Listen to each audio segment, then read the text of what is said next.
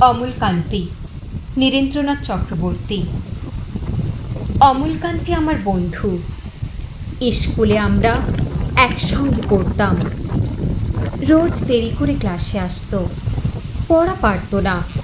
শব্দরূপ জিজ্ঞেস করলে এমন অবাক হয়ে জানালার দিকে তাকিয়ে থাকতো যে দেখে ভারী কষ্ট হতো আমাদের। আমরা কেউ মাস্টার হতে চেয়েছিলাম, কেউ ডাক্তার, কেউ উকিল।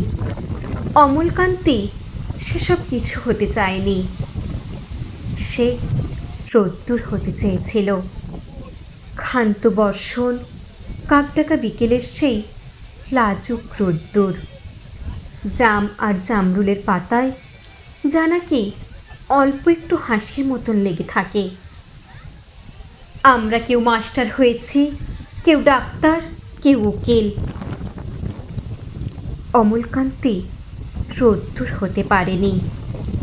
সে এখন অন্ধকার একটা ছাপাখানায় কাজ করে। মাঝে মাঝে আমার সঙ্গে দেখা করতে আসে, চা খায়, এটা ওটা গল্প করে। তারপর বলে, উঠি তাহলে। আমি ওকে দরজা পর্যন্ত এগিয়ে দিয়ে আসি। আমাদের মধ্যে যে এখন মাস্টারি করে, অনায়াসে সে ডাক্তার হতে পারত। যে ডাক্তার হতে চেয়েছিল, উকিল হলে তার এমন কিছু ক্ষতি হতো না। অথচ সকলেরই ইচ্ছে পূরণ হলো, এক অমলকান্তি ছাড়া।